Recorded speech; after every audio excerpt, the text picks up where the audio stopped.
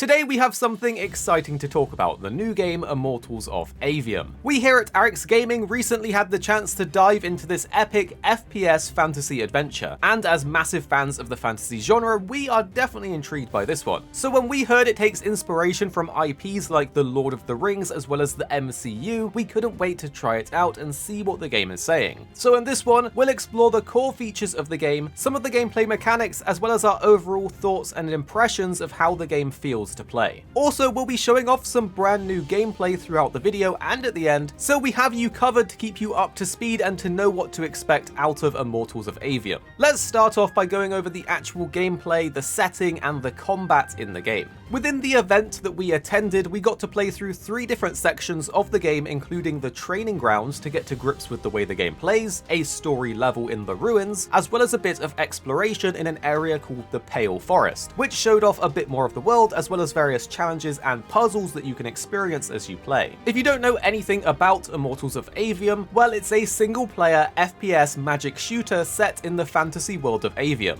Think of it like Doom, but in a vibrant fantasy setting, and instead of switching between different guns, you're slinging magical spells and abilities. We play as Jack, who is a Magnus, and like many others lost his family in this ongoing Everwar, which is a conflict between the 5 active kingdoms in the world, who are vying for control over the magic that flows through the land. Well, Jack is actually something called a Triarch. This means we are one of the rare few that can control all 3 types or colours of magic within the world. There's red for up close and personal damage, similar to shotguns and grenade launchers, blue for more precise and ranged plays, similar to marksman rifles and hand cannons, and finally green for rapid firing and homing projectiles, probably closest to assault rifles. What really interested us though was how many different types of magic we can use within these categories, as of course in similar titles, unlocking new weapons is a big part of the enjoyment that mixes up combat and keeps things fresh. Well, within each of these 3 different magic colours, there is actually 3 different sigils that we got to experience, and sigils are effectively like different guns, but here they're magical gauntlets that let you harness the different types of magic in slightly different ways to kill your enemies. These sigils can be upgraded and crafted to alter and improve their stats, and while we couldn't dive into this too much, it does seem somewhat in-depth with varying stats and substats. There's also different rarities of gear, so we're hoping there will be some sort of legendary or exotic system, kind of like how Borderlands and Destiny do it, with impactful in-game perks rather than just stats and passives. On top of this, you also have active abilities that utilize the different colors of magic, including control spells that act as quick firing spells for either crowd control or debuffing enemies, furies that are essentially powerful AoE abilities that seemed universally useful in combat, but did require mana to cast. There's also Dominions, which is basically your ultimate move and strongest ability, and this requires your Dominion bar to be filled, but will pay off with an awesome move such as Immolate, which is more or less your very own Kamehameha beam. And then finally you have Augments, which encompasses your utility, defensive, and movement-focused abilities. Honestly, the ability spread felt pretty good to us. We liked how the 3 different colours of magic with the different sigils in them let you craft your own unique playstyle. It felt good and you felt powerful to run through waves of enemies, switching between different magic types to deal with the situation at hand. So in terms of the raw combat, it does feel like it scratches that itch when you want to play and jump on a fast-paced FPS to enjoy. Next, let's talk a bit about the talent skill tree. The game has a talent tab, which is essentially a big skill tree where you can unlock over 80 different options to enhance your character through the 3 different magic colors. It offers some interesting upgrades, from standard damage and health increases to a few slightly more unique perks such as Backlash, which makes your lash ability create a force explosion to knock back enemies. There's obviously a lot more than that with over 80 talents in this tree, so it's a lot to digest and figure out. But a super nice touch that we greatly appreciate is that you can respec your abilities to try out different playstyles, which we love when any game includes a respec option. We did feel that while the talents definitely do look to increase your damage and survivability, there's a little bit left to be desired in terms of high impact options that will dramatically change the fundamentals of the different magic types and thus open up entirely new playstyles. And we have to talk about the visuals next, because the game is running on Unreal Engine 5.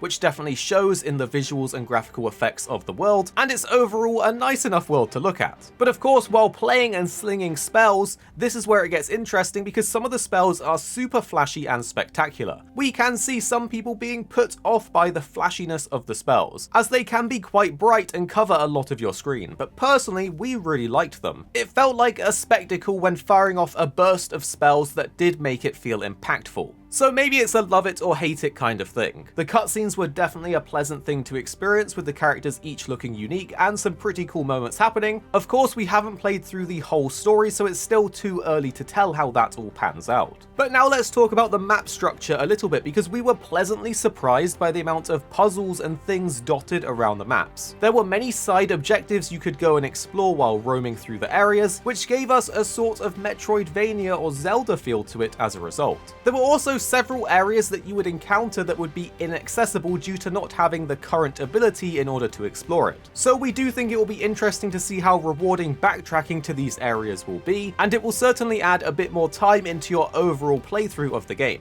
All in all, we had a bunch of fun playing through and trying out the combat and a couple different playstyles. We enjoyed how you could do things your own way, and someone else playing will probably be playing it differently based on their choices of their sigils and abilities and things like that. But we're certainly interested to see how things will be at the higher levels when more of the talent tree is unlocked and you have a bunch of upgraded and higher rarity gear. We're hoping that there will be some super rewarding items that will mix up your playstyles as you go through the game, but we'll have to wait and see. In terms of it being a fast-paced FPS game, we were pleasantly surprised by how it feels to play, given that it's a whole new take on this genre. But we'll let you decide what you think, because I'm going to leave you with some gameplay so you can get a gist of the game and the map and the different objectives that you can go and explore. So here's some open world exploring for you to check out.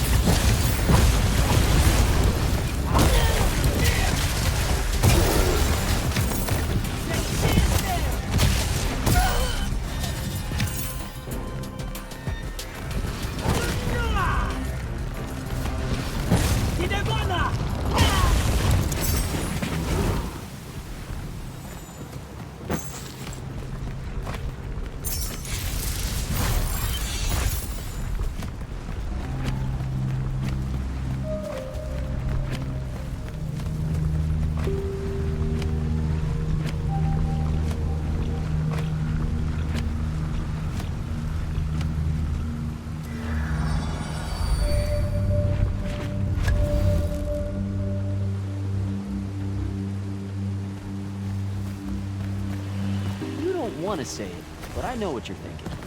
Zendara really sucks. It's okay, I get it.